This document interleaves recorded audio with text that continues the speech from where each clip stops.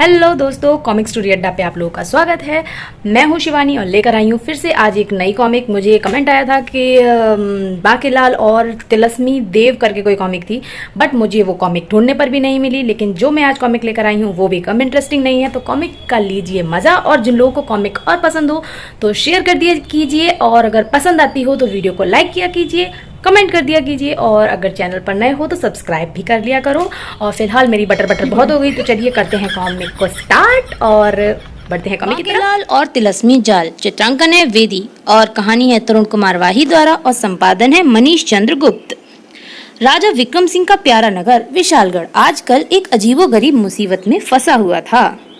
विशालगढ़ के नागरिकों में दहशत फैली हुई थी। हे भगवान, सूर्य ढलने वाला है, जल्दी करो, नगर अधिक दूर नहीं। सूर्य ढलने के साथ ही नगर में सन्नाटा छा जाता था।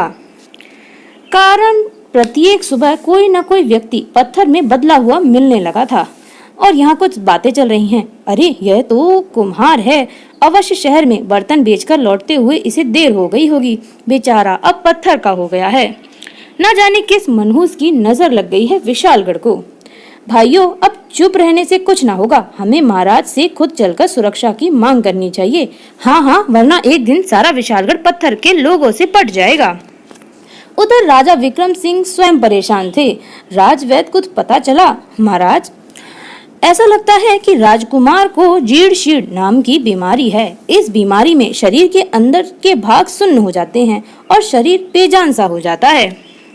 रानी स्वर्णलता भर्राए स्वर में कह उठी, राजवैद्य जी, कुछ भी कीजिए, मगर मेरे राजकुमार के प्राण बचा लीजिए। किस्मत पर भरोसा रखिए रानी जी।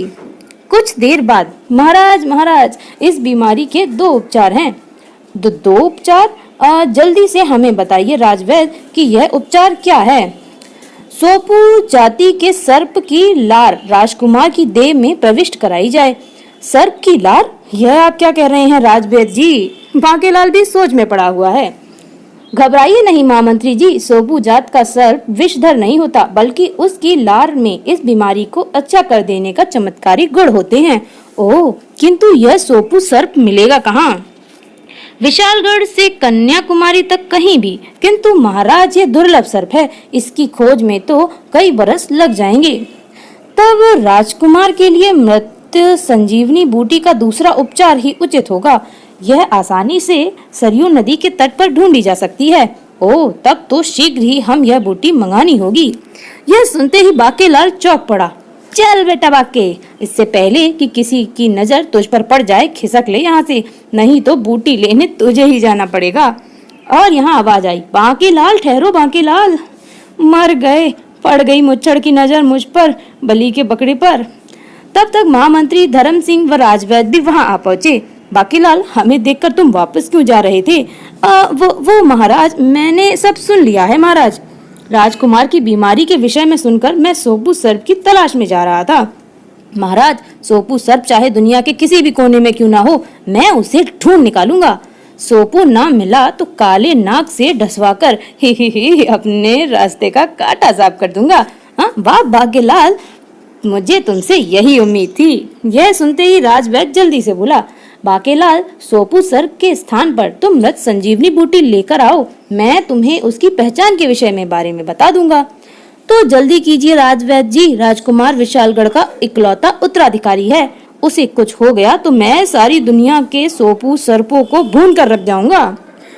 अरे बेचारे बांकेलाल को ओखली में सर देना ही पड़ा। बांकेलाल, बूटी लेकर जल्दी लौटना। अवश्य लौटूंगा बांकेलाल महाराज। तब तक राजकुमार के प्राण शायद निकल चुके होंगे। उधर बांकेलाल महल से निकला और इधर, दुहाई है महाराज, दुहाई है। अरे, इतने सारे लोग! आइए महाराज, चलकर पूछते हैं कि ये यहाँ किस बात की दुहाई लेकर आए हैं।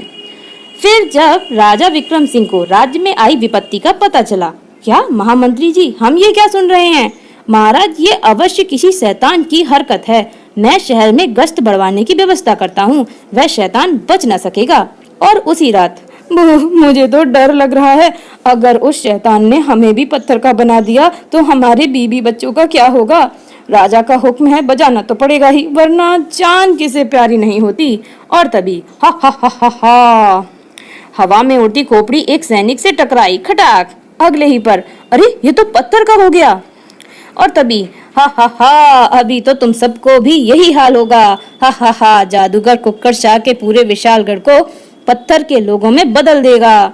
जादूगर कुक्कड़ शाह? एक सैनिक चीख पड़ा, यही है वो शैतान जो निर्दोष इंसानों को पत्थर में बदल रहा है। पकड़ लो इसे। चल मेरी तिलस्मी जाल बदल दे इन सबको भी पत्थर की शिला में। और सभी लोग ठक ठक ठक करके पलक झपकते ही सब सैनिक पत्थर के हो गए और सब हंसने लगे। हा हा हा हा हा। ओ, जादूगर हंसने लगा। जादुई खोपड़ी जादूगर कुक्कड़ शाह की उंगली पर विराजमान हो गई। हा हा हा, एक एक करके पूरे विशालगढ़ का यही हश्र होगा। अगले दिन स्वयं महाराज विक्रम सिंह भी उस दृश्य को देखकर दंग रह गए। उफ, सभी सैनिक पत्थर के हो गए। महाराज, हमने घरों में बंद रहकर जादूगर कुक्कड़ शाह की आवाज सुनी थी। वह पूरे विशालगढ़ को पत्थरों का बनाना चाहता है। क्या? ओह, न जाने ये कुक्कड़ शाह कौन है और विशालगढ़ से उसकी क्या दुश्मनी है। उधर बाकेलाल जा पहुंचा सरयू नदी के तट पर। बस पहुंच गया सरयू नदी के तट पर, लेकिन पहले पेट पूजा बाद में काम दूजा। ही, और वैसे भी मैं कौन सा जड़ी बूटी लेकर महल जा रहा हूँ। वाह, क्या स्वादिष्ट भोजन है। ही, मजा आ गया मुझे तो। कुछ देर बाद डकार मारकर, बेटा बाके, भोजन पानी तो हो गया, अब जल्दी से शुरू हो जा। नदी के तट पर जितनी भी मृत संजीवनी बूटियां हैं उन्हें उखाड़ कर नदी में फेंक दे, ताकि ना रहेगी बूटी ना बचेंगे राजकुमार के प्राण। और जब राज्य एक मात्र उत्तराधिकारी परलोक सिधार जाएगा तो फिर मैं अगला उत्तराधिकारी घोषित हुआ ही। तभी बांके चौंक पड़ा। अरे, मेरे घोड़े को क्या हुआ? ओह, ये तो मर गया। शायद ये विष बूटी है जिसे खाने के बाद मेरे घोड़े की यह हालत हुई है। अचानक बांकेलाल का शैतानी मस्तिष्क नई शरारत से भर उठा। क्यों ना ये विष बूटी मैं अपने साथ ले चलूं, ताकि अगर राजकुमार के प्राण बचे भी हों तो मृत संजीवनी की जगह इस बूटी का घोल राजकुमार को पिलाकर उसकी छुट्टी कर सकूं। बांकेलाल ने बहुत सी विष बूटियां तोड़कर जेब में भर ली और वापस लौट पड़ा। चलो, यह भी अच्छा रहा कि घोड़ा मर गया और एक विष बूटी की पहचान भी मुझे हो गई। और फिर उस समय जब वह नगर की सीमा के निकट पहुंचा ही था। हा हा हा हा हा, बांकेलाल रुक जाओ। आए, यह किसकी आवाज है? हा हा हा, मेरा नाम जादूगर कुक्कड़ शाह है बांकेलाल। जादूगर कुक्कड़ शाह? तुम जादूगर कुक्कड़ शाह हो या भुक्कड़, मुझे रोकने के कारण बताओ और चलते फिरते दिखाई दो। हा हा हा, लगता है तुम्हें अपना चमत्कार दिखाना ही पड़ेगा। चल मेरे तिलस्मी जाल बना दे उस बंदर को पत्थर का। हाँ, ये क्या कर रहा है? अगले ही पल तिलस्मी खोपड़ी बंदर से जा टकराई और हा हा हा, अरे बंदर तो पत्थर का हो गया। बांकेलाल, अब मैं तुझे भी पत्थर का बना दूंगा। क्या? नहीं! बांकेलाल उछल पड़ा। उफ, बाके बेटा, ये तो तेरी ही तरफ आ रहा है। जान बचानी है तो भाग। अगर तू पत्थर का बन गया तो विशालगढ़ के सिंहासन पर कौन बैठेगा? और यहाँ पर जादूगर। हा हा हा, भागो! बांकेलाल भाग लिया और फिर सामने आ गया। हा हा हा, ई! बांकेलाल जिधर भी भागता जादूगर उसके सामने आ जाता था। हे भोले भंडारी, कहाँ फंसा दिया? भाग रे बाके। हा हा हा, वो हंसा हंस लगा है। ई! यहाँ भी आ गया शैतान, बचाओ सैनिकों। ओह! जादूगर कुक्कड़ शाह ने अपना खोपड़ी वाला हाथ आगे किया। ई! दूर करो इसे। हा हा हा, कब तक बचेगा बाके?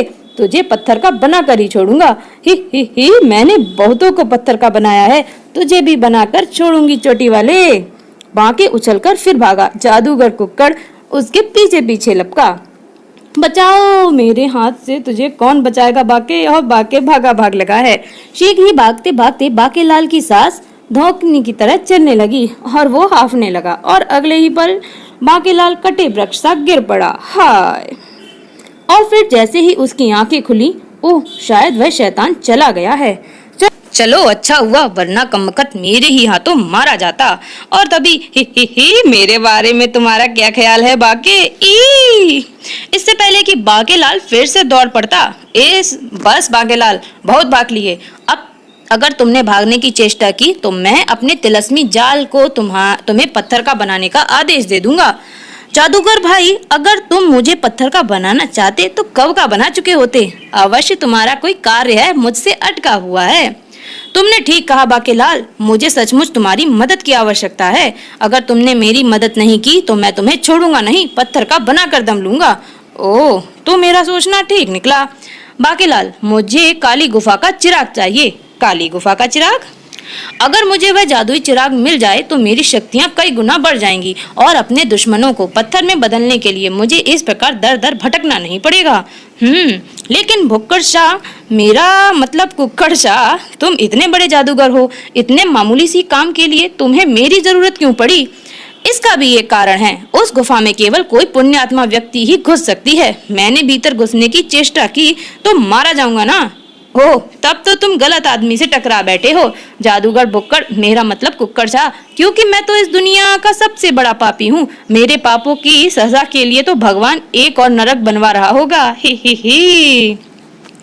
मुझे अपने जाल में फंसाने की चेष्टा मत करो बाकेलाल, नहीं तो पत्थर का बना दूंगा। मैं जानता हूँ कि तुमने लोगों की भलाई के लिए अनेक कार्य किए हैं। एक बार तो इंद्र का सिंहासन भी बचाया था। यह जानने के लिए पढ़े स्वर्ग की मुसीबत। ओह, चलो इसको भी पढ़ेंगे।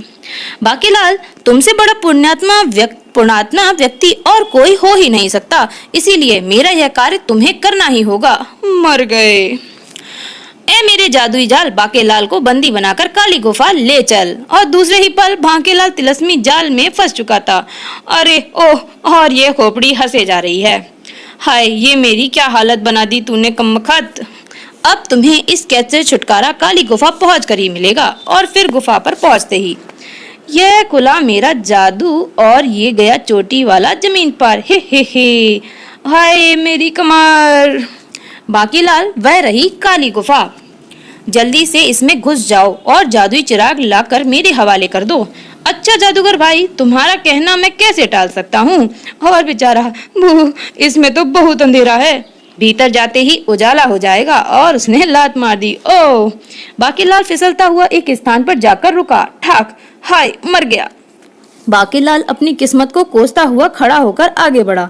यह गुफा तो बेहद लंबी जान पड़ती है, पता नहीं वह जादुई चिराग कहाँ पड़ा होगा।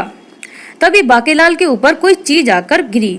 उई, यह क्या गिरा मुझ पर? सांप! उई, इस बंदे को तो फेंकने की भी तमीज नहीं है। सांप बोला, अभी मजा चखाता हूँ। बाप रे, ये तो मेरी ही तरफ आ रहा है। भाग ले बाके, बचाओ रे। बचकर कहाँ जाएगा बच्चू, ये गुफा तो आगे से बंद है। ही। और फिर से ठोकर लगी। ठाक, उफ, अब मुझे दुड़की ही लेनी चाहिए। इसके लिए इतना सबक ही काफी है। और ही, मजा आ गया। और बेचारा बाकेलाल फिर से गिर पड़ा और सामने निगाह पड़ते ही चिराग। बाकेलाल ने झपट कर चिराग उठा लिया। बन गया काम। सांप की बात वह चिराग मिलते ही भूल गया। इसे घिसकर देखता हूँ, कहीं ये अलादीन वाला जिन्न का चिराग तो नहीं। अगर इसमें से जिन्न निकल आए तो उस जादूगर को मैं वो सबक सिखाऊंगा कि। लेकिन काफी देर तक घिसते रहने के बाद भी जब चिराग से जिन्न ना निकला। ओह, न जाने ये कैसा जादुई चिराग है, कमबख्त जिन्न निकलता ही नहीं। ठीक इसी क्षण बाके की आंखें हैरत से फैल गईं। अरे, उधर तो कोई गुप्त द्वार है। बाके ने चिराग जेब के हवाले किया। यह कब बना? यह तब बना होगा जब मैं गिरा था। जरूर उस चिराग वाले स्थान के आसपास से ही इस द्वार को खोलने की व्यवस्था है। मगर ये द्वार खुल कहाँ रहा है, देखता हूँ। दूसरी तरफ का दृश्य देखते ही बाके आश्चर्य में उछल पड़ा। राजकुमार का कक्ष, वो मारा पापड़ वाले को। बाकेलाल का शरारती दिमाग यकायक ही कुलबुलाने लगा। बेटा बाके, सुनहरा मौका है, हटा दे अपने रास्ते के कांटे को। इसके बाद तू ही राज्य का उत्तराधिकारी होगा। वाह, इसे काली गुफा में छोड़ दूंगा, वहां इसका काम तमाम हो जाएगा। मेरे ऊपर किसी का शक भी नहीं जाएगा, क्योंकि मैं तो जड़ी बूटी लेने गया हूँ। वाह, इस जादुई चिराग ने तो मेरा काम ही बना दिया। और यहाँ ये लोग बाकेलाल। और वह गायब हो गया। देखते ही देखते रानी चीख पड़ी, महाराज, ये बाकेलाल मेरे लाल को कहाँ ले गया? किंतु बाकेलाल तो मृत संजीवनी लेने गया था ना। महाराज, मुझे तो इसमें किसी षड्यंत्र की बू आ रही है। बाकेलाल को गुप्त द्वार का पता कैसे चला? वह राजकुमार को कहाँ ले गया? सोचने का समय नहीं है महाराज, यह बताइए कि इस द्वार को कहाँ से खोला जा सकता है? ओह, राजा विक्रम सिंह ने एक कल दबाई और गुप्त द्वार अपने आप खुल गया। आइए महाराज, जल्दी कीजिए, मैं मशाल ले लूं। हाय मेरा लाल। इधर बाकेलाल तेजी से गुफा के सकरे मुंह की तरफ बढ़ रहा था। हा हा हा, अब ये कांटा हमेशा के लिए मेरे रास्ते से निकल जाएगा और मैं बनूंगा अगला राजा। हा हा हा। और सांप पे पैर पड़ा। ओई मर गया मैं तो। यह तो वही है, पिछली बार मैंने इसे नहीं डसा, लेकिन अब इसे बिना डसे छोड़ूंगा नहीं। राजकुमार को यहीं शिला पर लेटा देता हूँ, सांप इसे देखेगा तो जरूर डस लेगा। और यहाँ सांप हिस इसकी आवाज सुनकर बाकेलाल उछलकर पलटा। बाप रे, बच बाके। और उसने सांप ने काटा और वहीं उस बच्चे को काट लिया उसकी जगह। बाके सिर पर पांव रखकर भागा और ढलवा गुफा के मुंह की ओर चढ़ता चला गया। शाबाश बाके, जल्दी से ऊपर आ जाओ वरना जल्दी से बाहर निकलूं, वरना वह सांप मुझे डसे बिना छोड़ेगा नहीं। मुझे बाहर खींचो जादूगर, और जबकि अंदर। उफ, यहाँ तो काफी फिसलन है, कमबख्त बच निकला। लेकिन जाएगा कहाँ, उसका बच्चा तो इसी गुफा में है। ही उसे लेने तो वह आएगा ही, और तब ही एक बार तो उसे डस ही लूंगा। जबकि इधर राजा विक्रम सिंह इत्यादि के मुंह से वह भयानक दृश्य देखते ही चीख निकल गई। महामंत्री जी, सांप, हाय मेरा लाल। ओह, अब बेचारा सांप सोच रहा है मेरा लाल। महामंत्री धर्म सिंह तलवार लेकर सांप की तरफ झपटे ही थे कि एकाएक राजवैद्य चीख पड़ा। ठहरिए महाराज, यह तो सोपू सांप है। सोपू सांप? भाग ले बेटा सोपू, ये तो तेरा भोपू बजा देंगे। जाता कहाँ है बेटे? आए, अब क्या मुसीबत आ पड़ी। रानी स्वर्णलता ने झपट कर राजकुमार को उठा लिया। उफ महाराज, सांप ने तो इसे डस लिया है। वाह, यह तो अच्छी बात है। अब फिक्र की बात नहीं। क्या सच? सोपू सांप की लार राजकुमार की देह में प्रविष्ट हो चुकी है महाराज। खतरा टल गया। अरे मेरा लाल, जाओ सोपू, तुमने तो हमारे भाभी राज के प्राणों की रक्षा की है। भाग ले बेटा सोपू, आज बच गया तू। अब यह सब बाकेलाल के कारण हुआ है। अवश्य उसे पता था कि सोपू सांप यहाँ उपस्थित है, इसीलिए उसने राजकुमार को शयन कक्ष से उठाकर यहाँ रख छोड़ा ताकि सोपू सांप उसे डस सके। ऐसा ही लगता है महाराज, किंतु बाकेलाल गया कहाँ? तभी राजा विक्रम कुछ सोचकर उछल पड़े। अरे, कहीं वह चिराग। ओह, क्या हुआ महाराज? आप रानी जी को लेकर शयन कक्ष में जाएं राजवैद्य, और तुम मेरे साथ आओ महामंत्री। उसी समय बाहर, हा, बाकेलाल लाओ, चिराग मेरे हवाले कर दो। वह दृश्य देख रहे राजा विक्रम चिल्ला उठे। नहीं बाकेलाल, उस चिराग को मत देना। अरे महाराज विक्रम सिंह, राजा विक्रम सिंह। राजा विक्रम सिंह को देखकर जादूगर ने कड़क कर अपने तिलस्मी जाल को आदेश दिया। ए जादुई जाल, जा बाकेलाल से वह चिराग छीन ले। अभी लो मेरे आका। बाप रे, अगर ये खोपड़ी मुझसे छूट गई तो मुझे पत्थर का बना देगी। ओह, मैं फंस गया, बेचारा फंस गया उस गुफा में।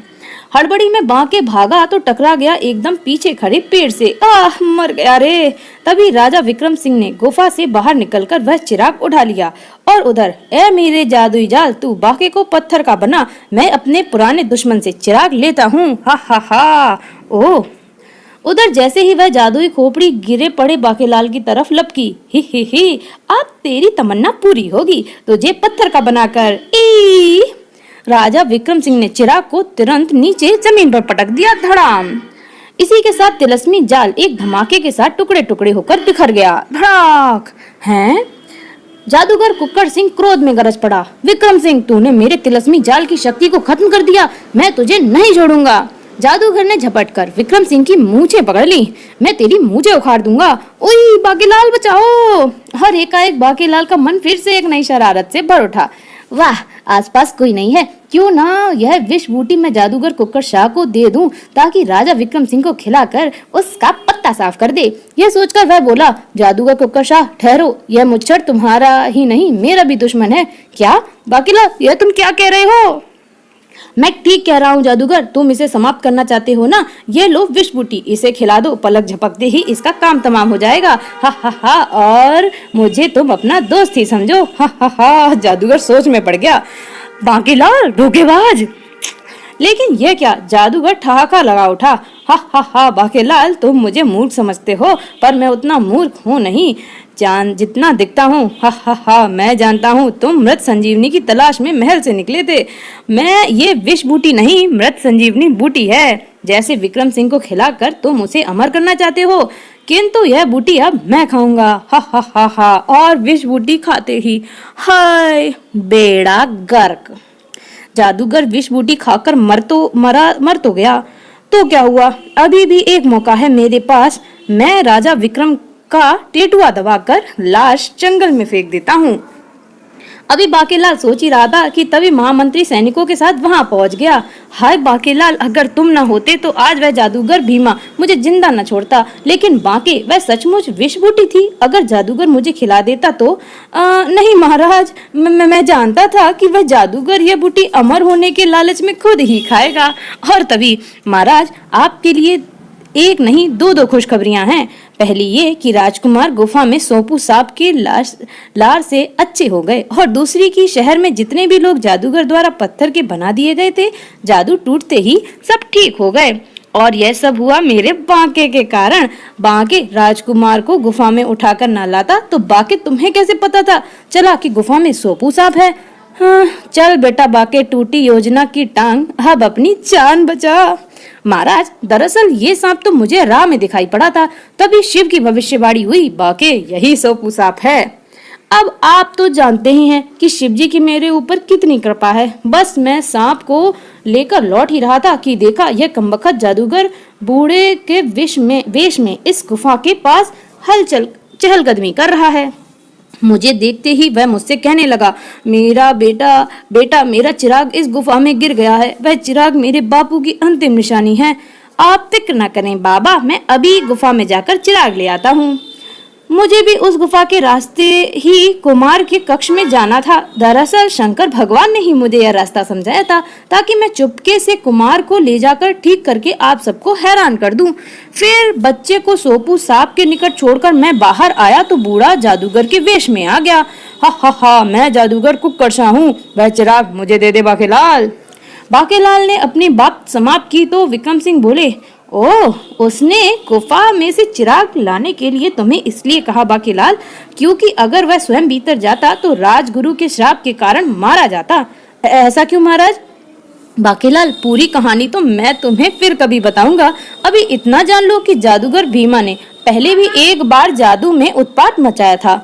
क्रुद्ध होकर राजगुरु ने उसके तिलस्म जाल की शक्ति का चिराग में बंद करके काली गुफा में रख दिया था।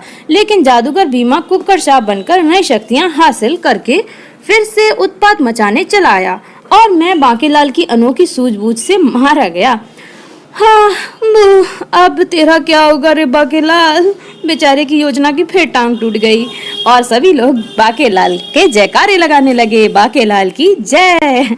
और यहाँ पर हो गई ये कॉमिक खत्म। अगर आप लोगों को ये कॉमिक पसंद आई हो तो वीडियो को लाइक जरूर कीजिएगा और कमेंट करके जरूर बताइएगा कि कॉमिक को आप लोग किस हद तक प्यार करते हो। मुझे तो कॉमिक्स बहुत पसंद है और बांकेलाल का कैरेक्टर तो मजेदार। चलिए मिलती हूँ फिर किसी नई कॉमिक में, तब तक के लिए टाटा बाय बाय। चैनल को सब्सक्राइब करना बिल्कुल भी ना भूलिएगा।